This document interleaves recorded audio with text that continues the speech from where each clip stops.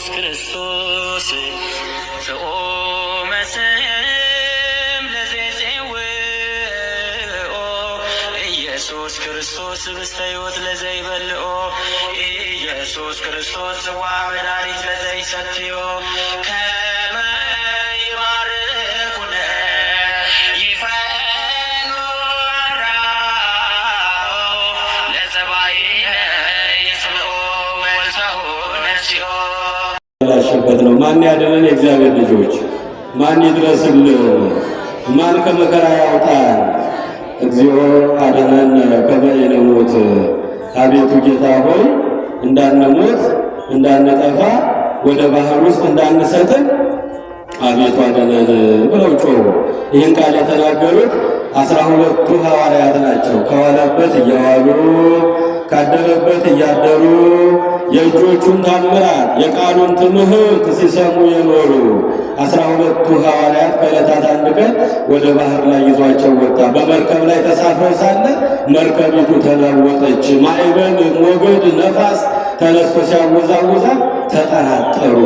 ልንሰጥም ነው፣ ልንሞት ነው፣ ልንጠፋ ነው ብለው አሰቡ። መድኃኔዓለም ካጠገባቸው አለ። አያችሁ እግዚአብሔር ልጆች ያን ጊዜ የተናገሩት የጮሁት ጩኸት ነው። አቤቱ ጌታ ሆይ እንዳንሞት አድነን፣ እንዳንጠፋ አድነን። ይህን ቃል የተናገሩት 12ቱ ሐዋርያት ናቸው። የጻፈልን ደግሞ ከ12ቱ ሐዋርያት አንዱ የሆነው ቅዱስ ማቴዎስ ነው። ቅዱስ ማቴዎስ ከ40 ወንጌላውያን አንዱ የሆነው የማቴዎስን ወንጌል የጻፈልን። የማቴዎስ ወንጌል ከአራቱም ወንጌላት ረዘም ያለ በምዕራፉ በቁጥሩም ሰፊ ትንተና ሰፊ ትርጓሜ ያለው ነው። ታዲያ የጻፈልን ቅዱስ ማቴዎስ ነው። አባቱ ዲቁ እናቱ ካሩትያስ ይባላል። እየሰማችሁ ነው? ከቃሉ ጋር ናችሁ? እግዚአብሔር ከሁላችን ጋር ይሁን። ከ12ቱ ሐዋርያት አንዱ የሆነው ቅዱስ ማቴዎስ ነው የጻፈልን። በቅዱስ ማቴዎስ ወንጌል ምዕራፍ 8 ከቁጥር 25 ላይ የምናገኘው ሕያውና ዘላለማዊ ቃል ነው። ቅዱስ ማቴዎስ ዓለማዊ ሰው የነበረ ነው። ቅዱስ ማቴዎስ ዓለማዊ ሥራ ይሠራ የነበረ ሰው ነው። ቅዱስ ማቴዎስ ግብሩም ስሙም የተለየ ነበረ። ስሙንም ግብሩንም የቀየረለት ሰው ነው። አያችሁ እግዚአብሔር ልጆች ሳይጸየፈው ወደ እሱ ጠጋ ብሎ ስሙን ሌዊ ይባል የነበረው ስሙን ቀይሮ ማቴዎስ ብሎ ስሙን የጠራው አምላካችን ነው። ስሙም ሌዊ ነበረ። ስራውም ግብር ሰብሳቢ ነበረ። ቅፍርናሆም በምትባል ከተማ ትልቅ መደብር ሱቅ የነበረው ሰው ነው። አያችሁ እግዚአብሔር ልጆች ዓለማዊ ሰው የነበረ ነው። መድኃኔዓለም አባታችን ሕይወታችን ኢየሱስ ክርስቶስ እሱ ባለበት መጣና ና አትለወኒ ና ተከተለኝ አለው። ያ ጊዜ አላንገላገለም። ቆይ ሱቄን ልዝጋው አላለም። ቆይ እንደዚህ ላድርግ አላለም። ቆይ ቤተሰብ ልሰናበት አላለም። ና ተከተለኝ ሲለው አምላኩን ፈጣሪውን ተከትሎ የወጣ ሰው ነው። እኛ ስንት ጊዜ ኑ ይለናል መድኃኔዓለም፣ መች እንሰማዋለን? የእግዚአብሔር ልጅ በአንድ ቃል ነው የሰማው ቅዱስ ማቴዎስ። ከዛ በፊት በመልክ አይቶት አያውቅም ኢየሱስ ክርስቶስ። ከዕለታት አንድ ቀን እሱ ባለበት መጣ።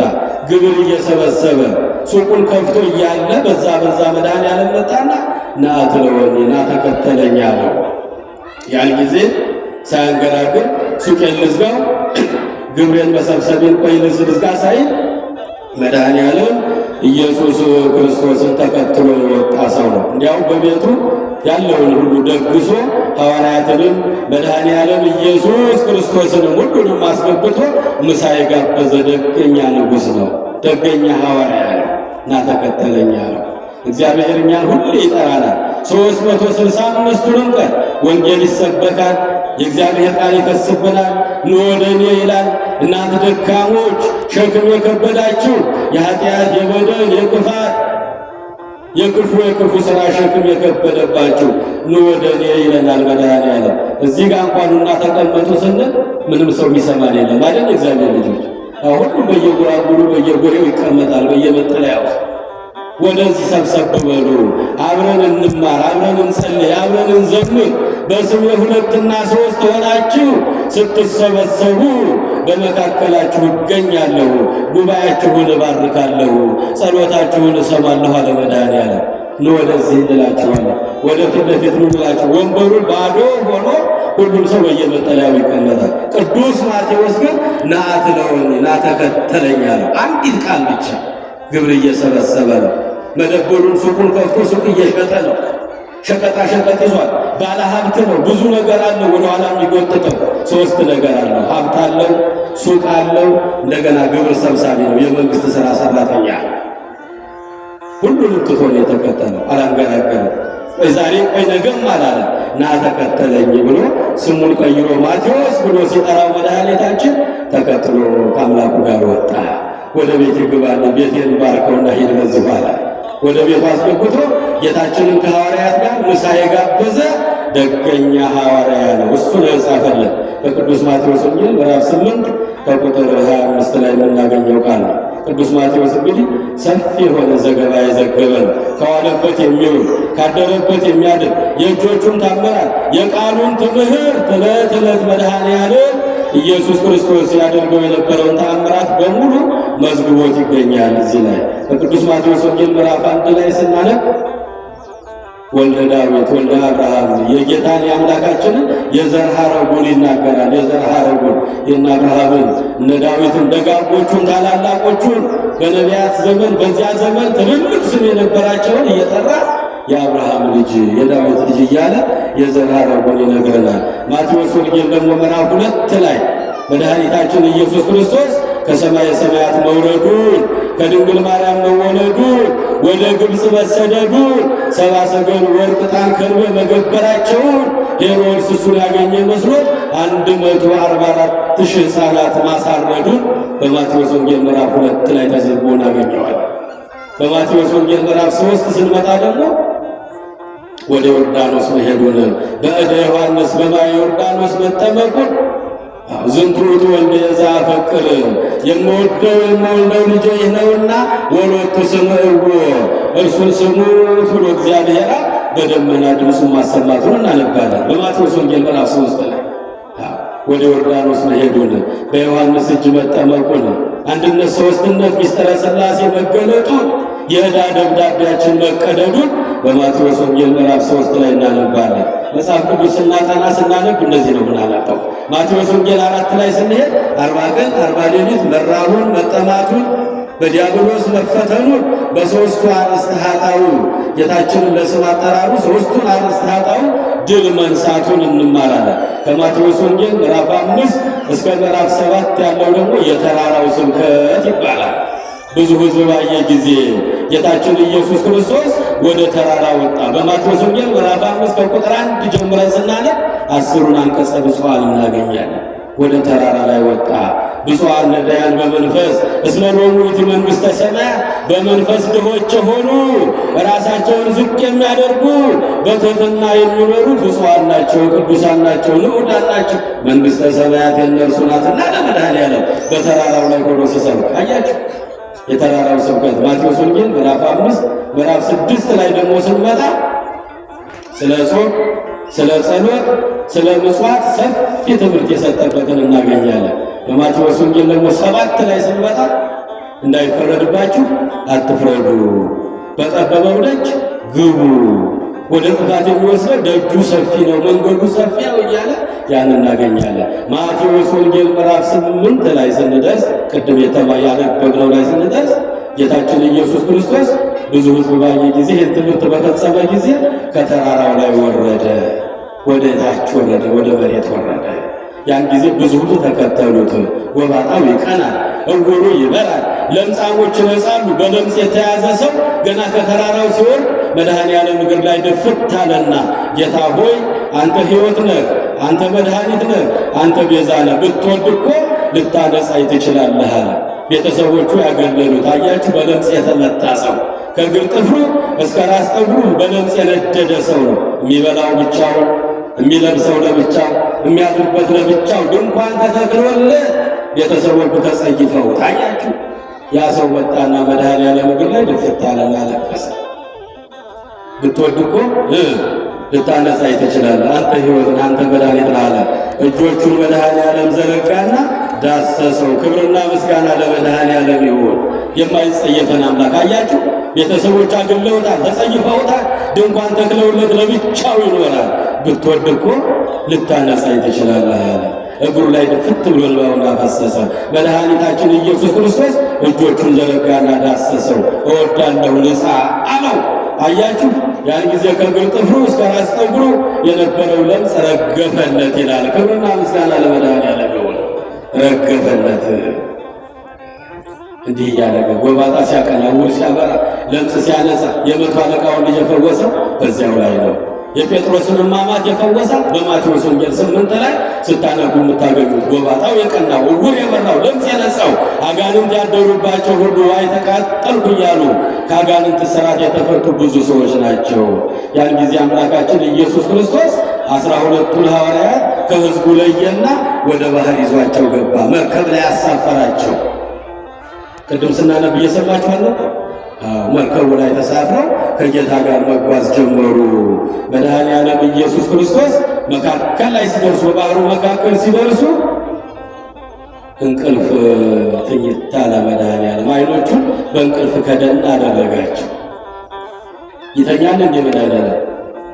እንቅልፍ አለበት? የእግዚአብሔር ልጆች ይተኛል? አይተኛም። አይተኛም። ሊያስተምራቸው ሊመክራቸው የእምነታቸውን እስከምን ድረስ እንደሚያምኑ ሊረዳቸው ዓይኖቹን ከደን አደረገ። በእንቅልፍ እንደተያዘ ሰው እስራኤልን የሚጠብቅ ሰው አይተኛም። ኢትዮጵያን የሚጠብቅ አይተኛም። እግዚአብሔር አያንቀላፋም። የእግዚአብሔር ልጆች በባህሪው አይስማማውም እንቅልፍ ለእግዚአብሔር፣ በባህሪው አይስማማውም ለእግዚአብሔር እንቅልፍ። ከዕለታት አንድ ቀን 12ቱ ሐዋርያት አንድ ነገር ጠይቀውታል ጌታችን ኢየሱስ ክርስቶስ። እኛ ስንበላ ቆመህ ታበላለህ፣ እኛ ስንጠጣ ቆመህ ታጠጣለህ፣ እኛ ስንተኛ አንተ ቆመህ ታድራለህ። ኢትነውምን አትተኛምን? አይደክምህምን? አረፍ አትልምን? አለው ቅዱስ ጴጥሮስ። አያችሁ እግዚአብሔር ልጆች፣ አትተኛምን? አረፍ አትልምን? አይደክምህምን? ጌታ ሆይ እኛ ስንተኛ ትቆማለህ፣ እኛ ስንበላ ቆመህ ታበላለህ፣ እኛ ስንጠጣ ቆመህ ታጠጣናለህ፣ እኛ ሲደክመን አንተ ትቆማለህ፣ አትተኛምን ብሎ ጠየቀው ኢየሱስ ክርስቶስ። ቅዱስ ጴጥሮስ ከ12ቱ ሐዋርያት አንዱ የሆነው ቅዱስ ጴጥሮስ ይህን ጥያቄ ጠየቀው። ያን ጊዜ አምላካችን ኢየሱስ ክርስቶስ ለቅዱስ ጴጥሮስ የዕንቁ ጽዋ ወይን የተሞላች አመጣና በእጁ አስጨበጠው። እየሰማችሁ ነው? ከቃሉ ጋር ናችሁ? እየሰማችሁ ነው? እግዚአብሔር ሁላችንንም ይስማ። አትተኛምን ሲለው የዕንቁ ጽዋ መጣና በወይን የተሞላች በእጁ አስጨበጠው። ያን ጊዜ ሰው ነውና ደካማ ነውና ቅዱስ ጴጥሮስ እንቅልፍ አለውና ዓይኑ በእንቅልፍ ተያዘ። ሸለብ አድርጎት እያለ እየተንገዳገደ ሳለ ያቺ ጽዋ ከእጁ ላይ አመለጠችና ወረደችና ተደቆሰች መሬት ላይ። ጽዋው ተደቆሰ፣ ወይኑ ፈሰሰ። ያን ጊዜ ድንግጥ አለ። ዓይኑ ገለጥ ሲያደርግ ወይኑ ፈሷል። ያቺ የዕንቁ ጽዋ የምታበራ ጽዋ ከእጁ ተሰወርቃ ተሰብራለች፣ ተደቁሳለች። ድንግጥ አለ። ዓይኑ ገለጥ ሲያደርግ መድኃኔዓለም ከፊቱ ቆሟል። የሰማችሁ ነው? ከፊቱ ቆሟል። ይኸውልህ አለ ቅዱስ ጴጥሮስ መተኛት ቢኖርብኝ ኖሮ ይህ ዓለም እንዲህ ፈሶ ተደቁሶ ይቀር ነበረ። አያችሁ እንዴት እንደሚጠብቀን እግዚአብሔር። ትጉ ዘኢይነውም ፈጣሪ ዘኢይደቅስ፣ የማይተኛ የማያንቀላፋ ድካም የማይሰማው አምላካችን ክብርና ምስጋና ለስሙ ይሁን። ተኝቶ ነበር አንቀላፍቶ ነበር ስንል ሚስጥሩን እናየዋለን። እሺ እግዚአብሔር ልጆች በደንብ እየሰማችሁ ከሆነ ሚስጥሩን እናየዋለን። ቅዱስ ጴጥሮስን አስተማረው መድኃኔዓለም። የዕንቁ ጽዋ አምጥቶ ወይንም ሞልቶ በእጁ አስጨብጦ በለበሰው ሥጋ እንቅልፍ አለውና ያን ጊዜ ቅዱስ ጴጥሮስ እንቅልፍ እንደያዘ ያቺ ጽዋ ከእጁ ወድቃ ተሰበረች፣ ወይኑም ፈሰሰ። ድንግጥ ብሎ ዓይኑን ግልጥ ሲያደርግ መድኃኔዓለም ቆሟል። ይኸውልህ ተኛ የምትለኝ እኔ መተኛት ቢኖርብኝ ማንቀላፋት ቢኖርብኝ ይህ ዓለም እንደዚህ ሆኖ ያልፍ ነበረ፣ ይፈስ ይደቆስ ነበረ። ዓይኖቹን ሳይከደን ሲጠብቀን ይኖራል መድኃኔዓለም። ስንወጣም አይኖቹ ይከተሉናል፣ ስንገባም አይኖቹ ያዩናል። ስንተኛም ይቆሙልናል። ክብርና ምስጋና ለመድኃኔዓለም ይሁን። ስንተኛም ይቆሙልናል የእግዚአብሔር ልጆች። ታዲያ ይሄ ነው በእውነቱ ያን ጊዜ አንቀላፍቶ ነበረ ይላል መጽሐፍ ቅዱስ። ለምን እንዲህ ተባለ? ያን ጊዜ ማዕበል፣ ሞገድ፣ ነፋስ፣ ወጀብ ተነሳባቸው፣ ተጠራጠሩ። እነሱም አያችሁ፣ ያን ጊዜ መርከቢቱን ያናውጣት ጀመረ። በመርከቡ ውስጥ ውሃ መግባት ጀመረ። ከታች ከውሃው ስር ያለው አዞ ነው፣ ጉማሬ ነው፣ ሞት ነው የሚታያቸው። ያን ጊዜ የተናገሩት የጮሁት ጩኸት ነው። እግዚኦ አድኅነነ ከመ ኢንሙት፣ አቤቱ ጌታ ሆይ አሉ፣ እንዳንሞት አድነን፣ እንዳንጠፋ አድነን፣ ወደ ባህር እንዳንሰጥም አድነን፣ አዞ እንዳይበላ አድነን፣ ጉማሬው እዛው እንዳያስቀረን አድነን ብለው ጮሁ። ጌታችንን ቀሰቀሱት። ያን ጊዜ ዓይኖቹን ገለጥ አደረገ፣ እጆቹን ዘረጋና ነፋሱን፣ ማዕበሉን፣ ሞገዱን ገሰጸው፣ ታላቅ ጸጥታም ሆነ ይላል። ክብርና ምስጋና ለመድኃኔዓለም። ታላቅ ጸጥታም ሆነ። ያን ጊዜ ሐዋርያትን ገሰጻቸው። እናንተ ሃይማኖት የጎደላችሁ ኦ ሕጹፃነ ሃይማኖት፣ እናንተ ሃይማኖት የጎደላችሁ፣ እናንተ እምነት የጎደላችሁ ለምን ተጠራጠራችሁ? ከኔ ጋር ሆናችሁ ለምን ተጠራጠራችሁ? ብንሞት ያነሳናል፣ ብንቸገር ይደርስልናል፣ ብንወድቅ ያነሳናል፣ ብንሞት ያነሳናል ለምን አላላችሁ? ከእኔ ጋር ሆናችሁ ለምን ተጠራጠራችሁ? እናንተ ሃይማኖት የጎደላችሁ አላቸው። ያን ጊዜ እጁን ዘረጋና ማዕበሉን፣ ሞገዱን፣ ነፋሱን ገሰጸው፣ ታላቅ ጸጥታም ሆነ። በሰላም ባህሩን ጨርሰው ወደ የብስ ወጡ። ክብርና ምስጋና ለመድኃኔዓለም ይሁን። ያን ጊዜ በባህሩ ዙሪያ የነበሩ የ5 ገበያ የሚያክል ሕዝብ ነበረ። ባህር የሚታዘዝለት፣ ነፋስ የሚታዘዝለት፣ ሞገድ የሚታዘዝለት እርሱ ማነው አሉ። አያችሁ፣ ይሄ ማን ነው? ሰው መስሎ ከኛ ጋር የሚኖረው ይሄ ማን ነው አሉ። እሱማ ሰማይን በማስተዋል የዘረጋ ነው አይደል? እግዚአብሔር ልጆች፣ ምድርን በውሃ ላይ ያጸና እኮ ነው። ሰውንና መላእክትን ለምስጋና የፈጠረ እኮ ነው። በትንቢተ ኢሳይያስ ምዕራፍ 44 ላይ ስታነቡ የምታገኙት ሰማይን በማስተዋል የዘረጋው፣ ምድርን በውሃ ላይ ያጸናው፣ ሌላውንም ፍጥረት የፈጠሩ ከኔ ጋር ማን ነበረ? ማን አማከረኝ? ማን ረዳት ነበረኝ? ይላል መድኃኔዓለም ኢየሱስ ክርስቶስ። ስለዚህ እነዚያ ሰዎች ባህርና ነፋስ፣ ሞገዱና ማዕበሉ የሚታዘዝለት እርሱ ማን ነው አሉ። ሐዋርያትንም ገሰጻቸው። እናንተ እምነት የጎደላችሁ ከኔ ጋር እያላችሁ ባህር ያሰጥመናል፣ አዞ ይበላናል፣ ባህር ውስጥ እንቀራለን፣ እንወድቃለን፣ እንሞታለን ብላችሁ ለምን ተጠራጠራችሁ? አብሬያችሁ እያለሁ ለምን አላመናችሁብኝም አላቸው። የእግዚአብሔር ልጆች ዛሬ ምን ይለናል መድኃኔዓለም? በመቅደስ ሆነን እኮ የምንጨነቅ ሰዎች አለን አይደል? በአምላካችን እቅፍ ላይ ቁጭ ብለን እኮ የምንጨነቅ ሰዎች አለን። ለምን እንጠራጠራለን? አትጠራጠሩ። ሳንጠራጠር በመቅደሱ እንምጣ። የእግዚአብሔር ልጆች ሁሉ ይትካሀል ለዘየአምን ብየ፣ በእኔ ለሚያምን ሁሉ ይደረግለታል፣ ሁሉ ይሆንለታል፣ ሁሉ ይፈጸምለታል ነው ያለው መድኃኒታችን ኢየሱስ ክርስቶስ በማርቆስ ወንጌል ምዕራፍ 9 ላይ በእኔ ለሚያምን ሁሉ ይደረግለታል። እናንተ ሃይማኖት የጎደላችሁ፣ እምነት የጎደላችሁ ለምን ተጠራጠራችሁ? ከእሱ ጋር ሳለን ምንም አያገኘንም ለምን አላላችሁ ብሎ አባቶቻችን ሐዋርያትን ገሰጻቸው። ባህሩን፣ ማዕበሉን፣ ሞገዱን፣ ነፋሱን ገሰጸው። ታላቅ ጸጥታም ሆነ። እንግዲህ የእግዚአብሔር ልጆች እንዲህ ነው መጽሐፍ ቅዱስ የሚያስተምረን። ማዕበሉ ምንድን ነው? ሞገዱስ ምንድን ነው? ባህሩስ ምንድን ነው? መርከቧስ ምንድን ነች? ተኛስ የተባለው እንዴት ነው? ሲናየው እሱን የእግዚአብሔር ልጆች አብረን እናየዋለን። ይህን ሁሉ ማየት አለብን። እንግዲህ ባህር የዚህ ዓለም ምሳሌ ነው። እየሰማችሁ ነው? ባህር ምንድን ነው? የዚህ ዓለም ምሳሌ ነው። ማዕበሉ፣ ሞገዱ፣ ነፋሱ፣ ወጀቡ የተባለው ደግሞ የ5500 የመከራ ዘመን ነው። አያችሁ፣ የአዳም ጩኸት ነው፣ የነቢያት ጩኸት ነው። ነቢያት ይወርዳል ይወለዳል እያሉ ይህን በመናገራቸው ብዙ መከራ ተፈራርቆባቸዋል። በሲኦል ያሉ ነፍሳትም 5500 ዘመን ይጮሁ ነበረ፣ ያለቅሱ ነበረ፣ ዋይ ዋይ ዋይ ይሉ ነበረ። ማዕበል የተባለው ሞገድ የተባለው ነፋስ የተባለው ወጀብ የተባለው ያ የመከራ ዘመን የ5000 ስንት አልኳችሁ? የ5500 የመከራው ዘመን ነው። አባታችን አዳም እንባውን እያፈሰሰ ሱባኤ እየገባ ጭንቅላቱን በጉልበትና በጉልበቱ መሃል ድፍቅ አርጎ ጌታ ሆይ ማረኝ፣ አንተስ እግዚኦ መሐሪ ወመስተሳይል ርሑቀ መዓት ወብዙኃ ምሕረት ወጻድቅ ነጽር ላዕሌ ወተሳሃለኒ። አንተ እኮ መሐሪ ነህ፣ አንተ እኮ ይቅር ባይ ነህ፣ አንተ እኮ ቸር ነህ፣ መዓትህ የራቀ ነው፣ ምሕረትህ የበዛ ነው።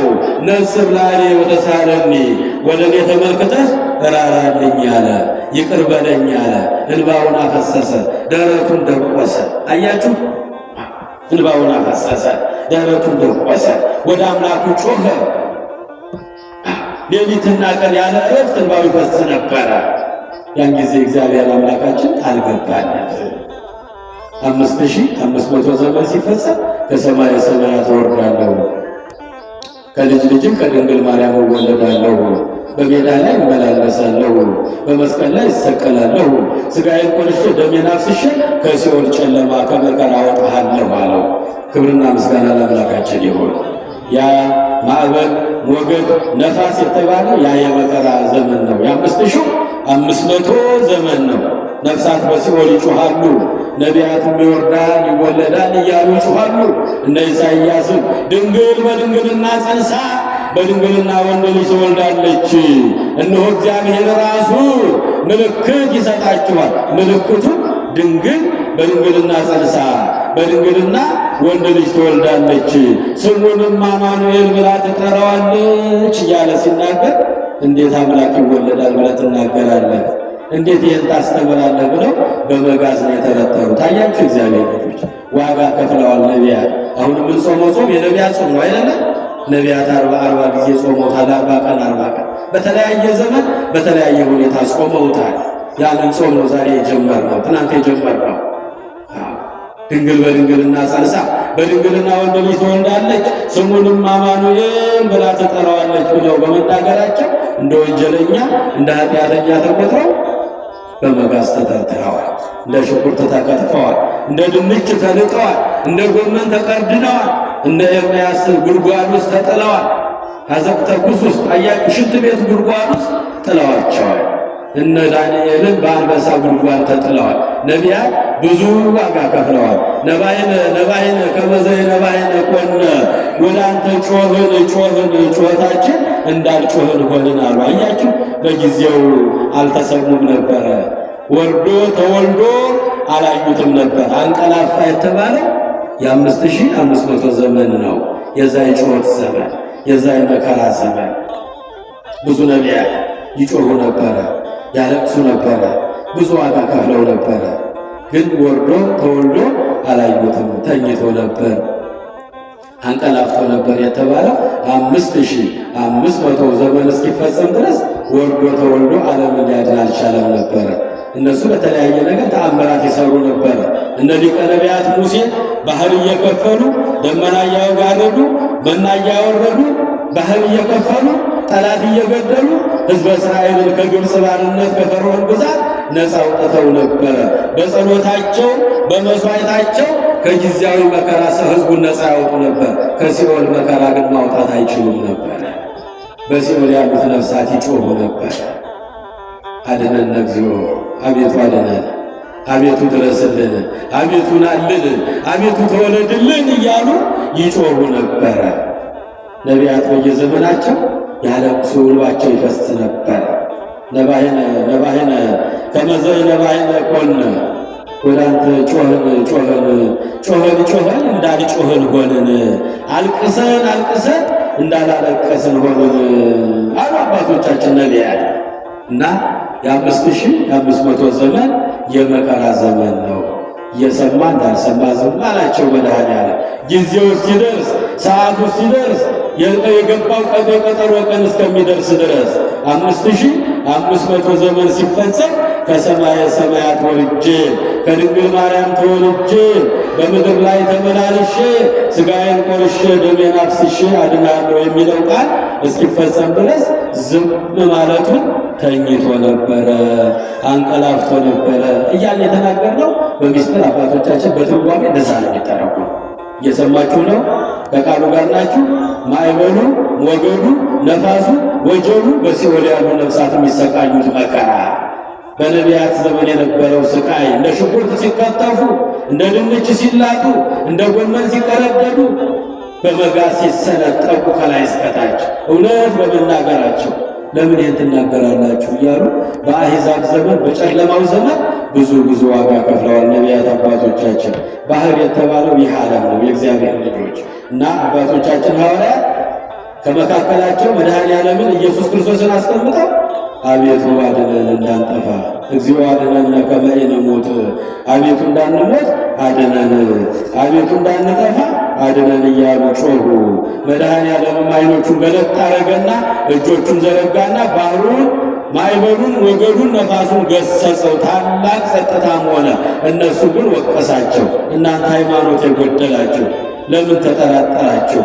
ከኔ ጋር ሆናችሁ ባህር ያሰጥመናል እንሞታለን ብላችሁ ለምን ተጨነቃችሁ ብሎ መድኃኔዓለም ኢየሱስ ክርስቶስ ገሰጻቸው። እንግዲህ መርከብ የድንግል ማርያም ምሳሌ ነው። እየሰማችሁ ነው? የእመቤታችን ምሳሌ ነው።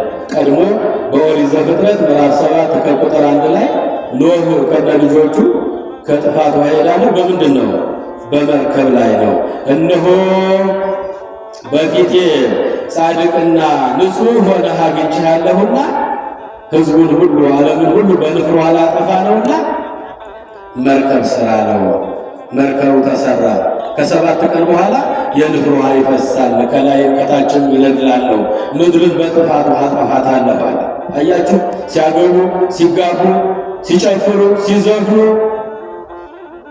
እግዚአብሔር የማይወደውን ሥራ ሲሰሩ የነበሩ ሰዎች ንስሐ እንዲገቡ ጊዜ ተሰጥቷቸው ነበረ። ኖህ ብቻ በምድር ላይ አንድ ሰው ተገኘ።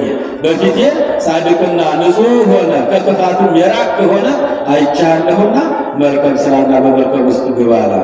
በዚያች መርከብ ውስጥ ከነ ልጆቹ ገብቶ ከጥፋት ውሃ የዳነባት የኖህ መርከብ የማን ምሳሌ ናት? የእመቤታችን የድንግል ማርያም ምሳሌ ናት። ዛሬ ሐመረ ኖህ ናት አይደል? ሐመረ ኖህ ኪዳነ ምሕረት የኖህ መርከብ የጥፋት ውሃ የዳነባት 8 ነፍሳት ሲድኑ ዓለም በሙሉ በንፍር ውሃ የጠፋው ነው። እንግዲህ መርከቡ የኖህ መርከብ ናት። በሁለተኛ ደረጃ እመቤታችን እግዝእትነ ማርያም በመርከብ ትመሰላለች። 5500 ዘመን ሲፈጸም እግዚአብሔር ከሰማይ ሆኖ ወደ ምድር ተመለከተ። በአማን ነጸረ እግዚአብሔር ምስራቀ ወምዕራብ ሰሜነ ወደቡበ ወውስተ ኩሉ አጽናፍ አስተንፈሰ ወአጼኖ ወኢረከበ ዘከማኪ ወሰምረ መዓዛዚያኪ ወአፍቀረ ስነኪ ወፈነወ ሀቤኪ ወልዶ ዘያፈቅር ጥበብ የተሞላው ሊቁ አባ ሕርያቆስ 5500 ዘመን ሲፈጸም እግዚአብሔር በሰማይ ሆኖ ምስራቁን፣ ምዕራብን፣ ሰሜንን፣ ደቡብን ተመለከተ፣ ተነፈሰ፣ አሻተተ። እንዳንቺ ያለ አላገኝም። ያንቺን መዓዛ ወደደ፣ ደምግባትሽንም ወደደ፣ የሚወደውን ልጁንም ወደ አንቺ ሰደደ። ክብርና ምስጋና ለእመቤታችን ይሁን። ዓለም የዳነባት የኖህ መርከብ እሷ ናት። አያችሁ፣ መርከብ ውስጥ ሆነው ነው ሐዋርያት የጮሁት። መርከብ ውስጥ ሆነን እንጩህ የእግዚአብሔር ልጆች። ከመርከቡ ስንወጣ ሞት ነው ያለው። መርከቧ ድንግል ማርያም ናት።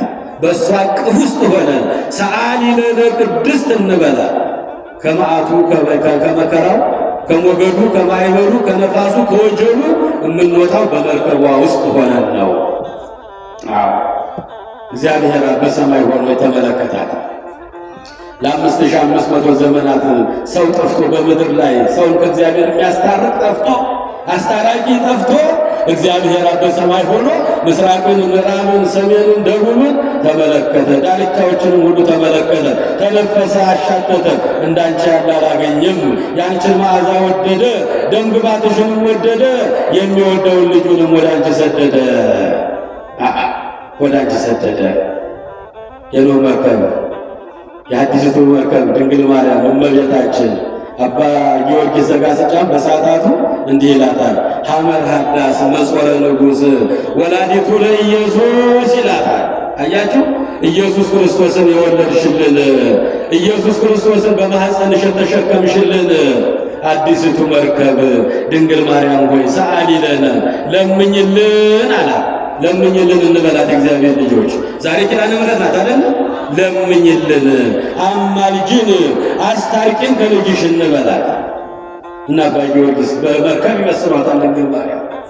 ሐመር ሀዳስ መጾረ ንጉሥ ወላዲቱ ለኢየሱስ ኢየሱስ ክርስቶስን የወለድሽልን፣ ኢየሱስ ክርስቶስን የታቀፍሽልን፣ የዓለምን መድኃኒት ያስገኘሽልን አዲሲቱ መርከብ ለእኛ ለኃጢአተኞቹ ለምኝልን፣ ሰአሊ ለነ እንበላት እግዚአብሔር ልጆች። ሁለተኛዋ መርከብ ማናት? ድንግል ማርያም ናት። ለምኝልን፣ አማልጅን፣ አስታርቂን እንበላት። እግዚአብሔር በሰማይ ሆኖ በምስራቁን፣ ምዕራቡን፣ ሰሜኑን፣ ደቡቡን ሁሉንም ተመለከተ፣ ተነፈሰ፣ አሻተተ። እንዳንቺ ያለ አላገኘም። ያንቺን መዓዛሽን ወደደ፣ ደምግባትሽንም ወደደ። የሚወደውን ልጁንም ወደ አንቺ ሰደደ። ያ የመከራ ዘመን፣ ያ ማዕበሉ፣ ሞገዱ፣ ነፋሱ፣ ወጀሉ ጸጥ ሊል እመቤታችን ተወለደችልን። አያችሁ እግዚአብሔር ልጆች፣ እመቤታችንን ሰጠን። መድኃኔዓለም ሰማይና ምድር የሚታረቅባት፣ ሰውና እግዚአብሔር የሚገናኝባት፣ ሰውና መላእክት በአንድነት የሚዘምሩባት፣ ያ የጨለማው ዘመን ኃይል የሚዘጋባት፣ የ5500 ዘመን ኃይል ተዘግቶ መድኃኔዓለም ወርዶ ተወልዶ በክንዷ ታቅፋው ጡቶቿን አጥምታ ያሳደገችው ድንግል ማርያም ናት። ነው መርከብ ማለት መርከብ ውስጥ ሆነው ሐዋርያት ጮሁ፣ እግዚኦ አድነን ከመ ኢንሙት። እስቲ ከኔ ጋር በሉ፣ አቤቱ እንዳንሞት አድነን፣ አቤቱ እንዳንጠፋ አድነን።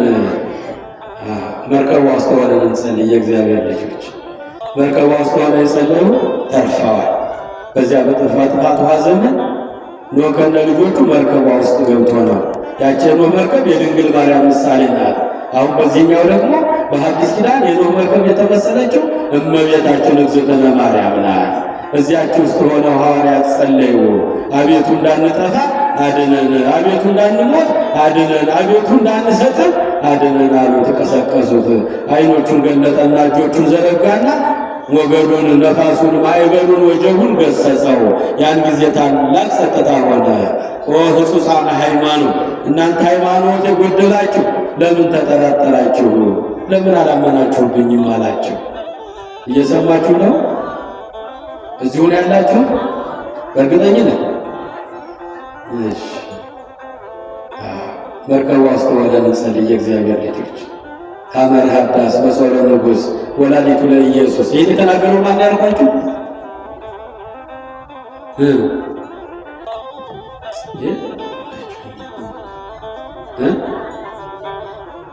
ሐመር ሀዳስ መጾረ ንጉሥ ወላዲቱ ለኢየሱስ ብሎ ድንግል ማርያምን በመርከብ መስሎ ያመሰገናት ማን ነው ያልኳችሁ? እግዚአብሔር ይባርካችሁ። እዚህ ጋር ነው የምትማሩት ያላችሁት፣ እዚህ ጋር ነው። ይሄኛው አማናዊት መርከብ ማናት? ድንግል ማርያም ናት። አያችሁ የእግዚአብሔር ልጆች፣ ሐዋርያት በዚያች ውስጥ ሆነው ነው እንባቸውን ያፈሰሱት፣ ጩኸታቸውን ያሰሙት። እግዚኦ አድነን ከመ ኢንሙት፣ እንዳንሞት አድነን፣ እንዳንጠፋ አድነን፣ እንዳንሰጥም አድነን አሉት። ጩኸታቸውን ሰማ። መድኃኔዓለም እጁን ዘረጋ። ሞገዱን፣ ማዕበሉን፣ ጎርፉን፣ ነፋሱን ገሰጸው። ያን ጊዜ ታላቅ ጸጥታ ሆነ። መርከቢቱም ተረጋጋችላቸው። ያን ጊዜ ለምን አታምኑብኝም አላቸው። የእግዚአብሔር ልጆች ሁለተኛዋ መርከብ እመቤታችን አምላክን ወልዳ የሰጠችን ድንግል ማርያም ናት። ፍቅር ሳቦ ለወልደ ኃያል መንበሩ ወአብጽሖ እስከ ለሞት። መድኃኔዓለምን ፍቅር ነው ከዙፋን የሳበው ከሰማየ ሰማያት ወደዚህ ዓለም ያመጣው ሰውን ወዶ ነው። የእግዚአብሔር ልጆች ሰውን ወዶ ነው ሰው የሆነው። ሰውን ወዶ ነው እዚህ ምድር ላይ የተመላለሰው። ስለዚህ የዳንባት እመቤታችን እግዝእትነ ማርያም ናት። ሐመር ሀዳስ መጾረ ንጉሥ ወላዲቱ ለኢየሱስ እያሉ እና አባ ጊዮርጊስ ዘጋስጫ ያመሰገኗት ድንግል ማርያም ኢየሱስ ክርስቶስን የወለድሽልን፣ ኢየሱስ ክርስቶስን የታቀፍሽልን፣ በማኅፀንሽ የተሸከምሽልን አዲስቱ መርከብ ለእኛ ለኃጢአተኞቹ ለምኝልን እያል ወደ እመቤታችን መማፀን አለብን። በሶስተኛ ደረጃ መርከቢቱ ቤተ ክርስቲያን ናት። የእግዚአብሔር ልጆች ማናት? ቤተ ክርስቲያን ናት መርከቢቱ። ሁላችን የተሰበሰብንባት በ40 በ80 ቀናችን ከአብራ ከመንፈስ ቅዱስ ከማኅፀነ ዮርዳኖስ ተወልደን ልጅነትን የምናገኝባት፣ ስንዳርም እዚሁ የምንዳርባት በቅዱስ ቁርባን ዕጣኗን እየሸተትን ቅዳሴ ጸበሏን እየጠጣን እምነቷን እየተቀባን ቃሉን እየመገበችን እዚህ ያደረሰችን እናት ቅድስት ቤተ ክርስቲያን ናት መርከቧ። በመርከቧ ውስጥ ሆነ እንጩህ፣ በመርከቧ ውስጥ ሆነ እናልቅስ፣ በመርከቧ ውስጥ ሆነ አቤቱ እንዳንጠፋ አድነን እንበለው፣ አቤቱ እንዳንሞት አድነን እንበለው፣ አቤቱ ከመጣው መከራ አድነን እንበለው። ያድነናል እግዚአብሔር። በመቅደስ ሆነን ስንጸልይ ጸሎታችን ይሰማልናል። በሁለተኛ ዜና መዋዕል ምዕራፍ 7 ቁጥር 12 ላይ የመጀመሪያቱ ቤተ መቅደስ ሰሎሞን የሰራት የዳዊት ልጅ የቤርሳቤህ ልጅ የሰራት ያ ሰሎሞን ያችን ቤተ መቅደስ ሰርቶ በፈጸመ ጊዜ 22,000 በጎች 20,000 ሰንጋዎችን አርዶ ቤተ መቅደሱን ካስመረቀ በኋላ ለእግዚአብሔር የሚገባውን መስዋዕት ካቀረበ በኋላ ጸሎቱን አድርሶ ጌታ ሆይ ጸሎቴን ስማኝ፣ ይህን ቤት ባርክልኝ ብሎ ያን ጊዜ በተኛ ሰዓት የእግዚአብሔር ድምፅ ከሰማይ መጣለት። ሰሎሞን ጸሎትን ሰምቻለሁ፣ ልመናን ሰምቻለሁ፣ ይህን ቤተ መቅደስ ለእኔ ማደሪያነት መርጬዋለሁ አለ እግዚአብሔር።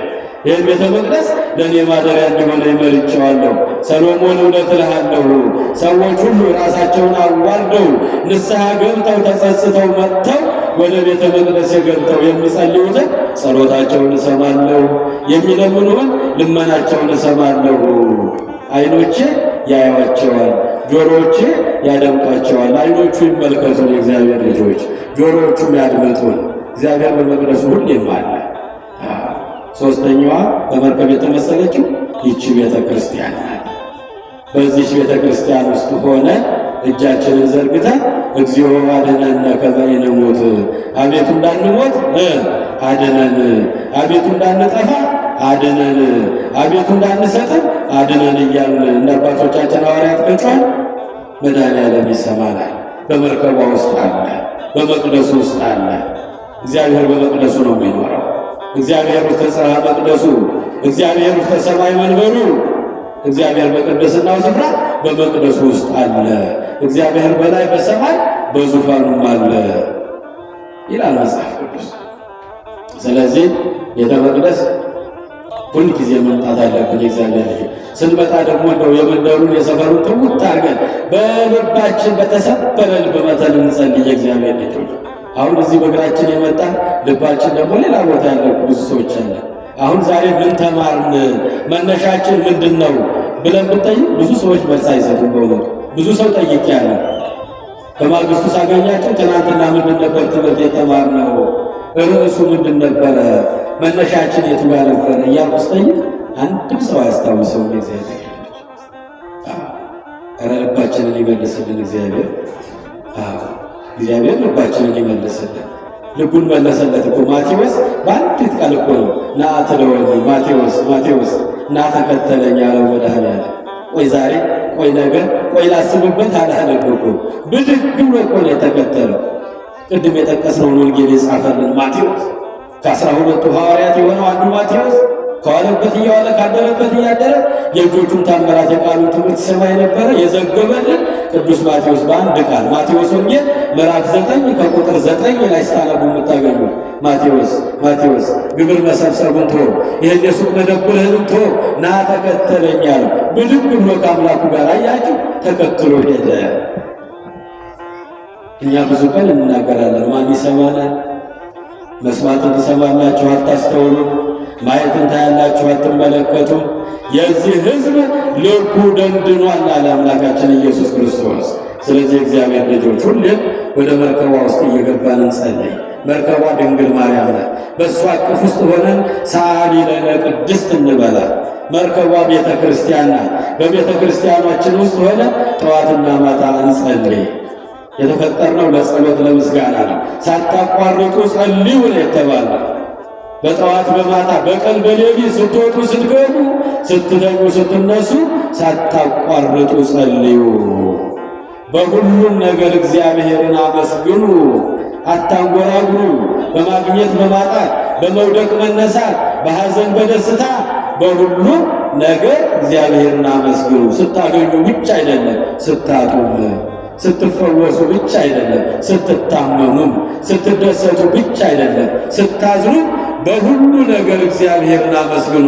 ሐዋርያው ቅዱስ ጳውሎስ ብርሃነ ዓለም ቅዱስ ጳውሎስ ለተሰሎንቄ ሰዎች ምዕራፍ 5 ቁጥር 17 ላይ ሳታቋርጡ ጸልዩ፣ በሁሉ ነገር አምላካችሁን እግዚአብሔርን አመስግኑ። መርከቧ ይቺ ቤተ ክርስቲያን ናት።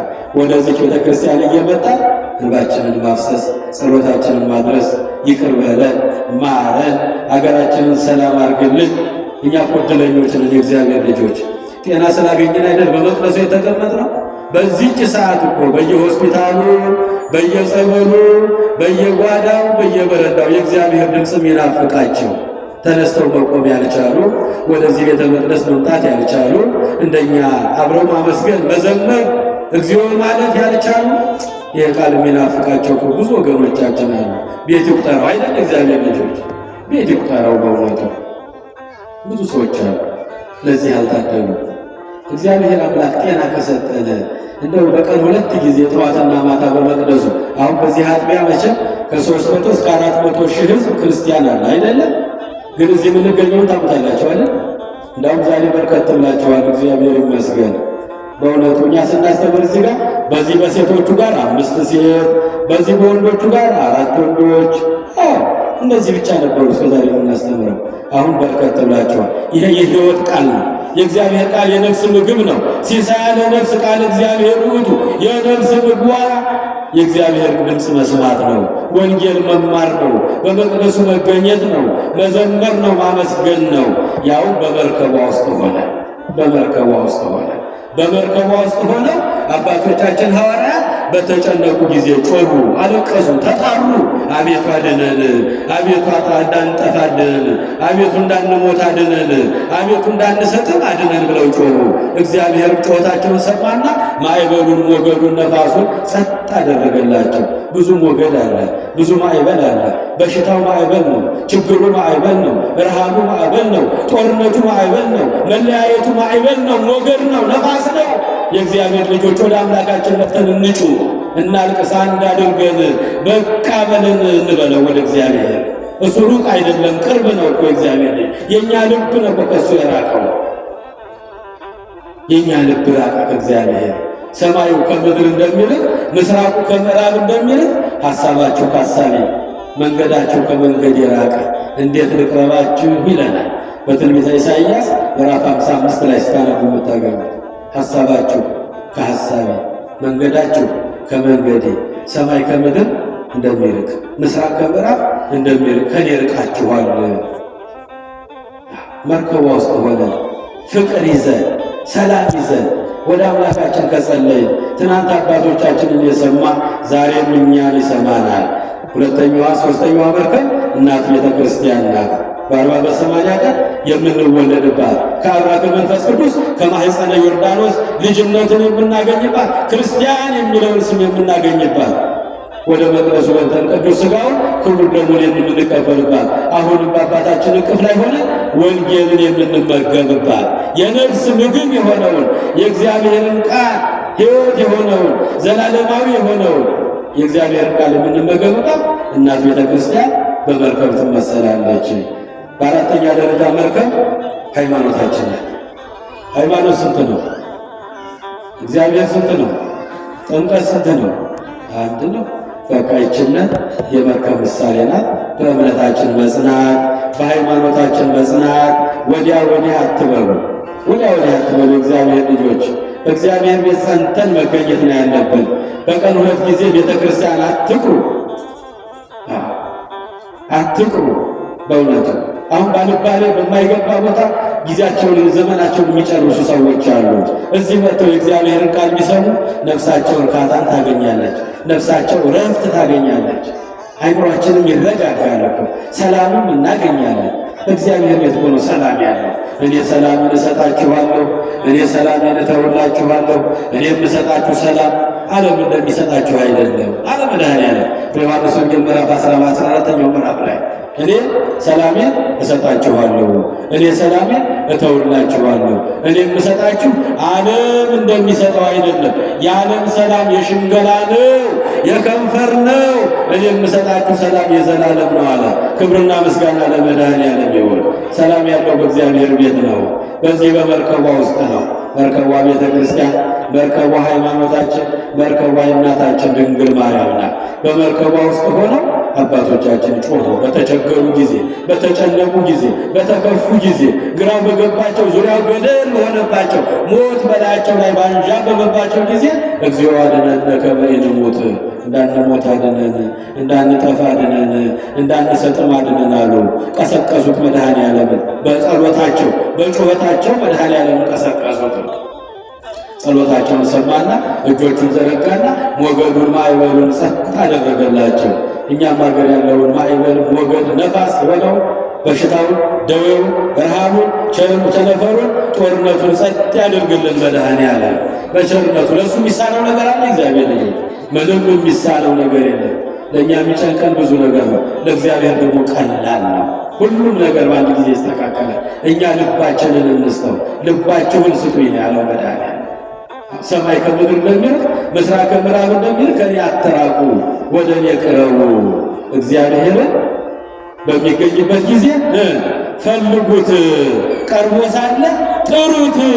ክፉ ሰው ክፉ መንገዱን ይተው፣ በደለኛም ሰው ሐሳቡ ክፉ ሐሳቡን ይተው፣ ወደ እግዚአብሔር ይመለስ።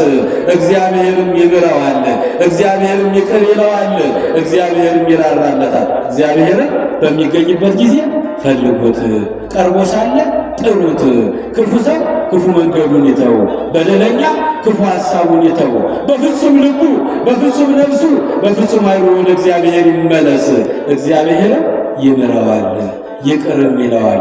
በትንቢተ ኢሳይያስ ምዕራፍ 55 ቁጥር 6 ላይ ከልብ እንመለስ። አሁን ጾም ጀምረናል አይደል? እግዚአብሔር የበደሉንን ክሰን የቀማነውን መልሰን ይቅርታ ተጠያይቀን ከጎረቤቶቻችን፣ ከወዳጆቻችን፣ ከወንድሞቻችን፣ ከቤተሰቦቻችን ንጹሕ ጾመ ወናፍቅር ቢጸና ወንትፋቀር በበይናቲነ የዘመርነው ዝማሬ ገብቷችሁ የለ? ጾም በምንጾም ጊዜ ወንድሞቻችንን ከመውደድ ጋራ፣ እርስ በርሳችን ከመዋደድ ጋራ፣ ይቅር ከመባባል ጋራ የምንጾመው ጾም እግዚአብሔር ፊት ይቀርብልናል፣ የኃጢአት ስርየት ያሰጠናል።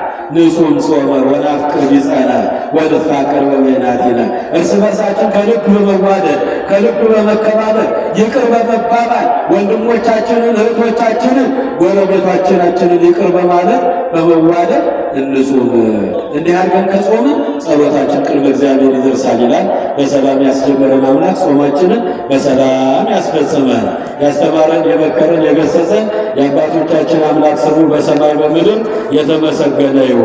የሰማነውን ቃል እግዚአብሔር በልቦናችን ይጻፍልን። 30፣ 60፣ 100 ፍሬ አፍርተን የስሙ ቀዳሾች የመንግሥቱ ወራሾች ለመሆን ኢየሱስ ክርስቶስ ጽኦመ ስም ለዘይጼውኦ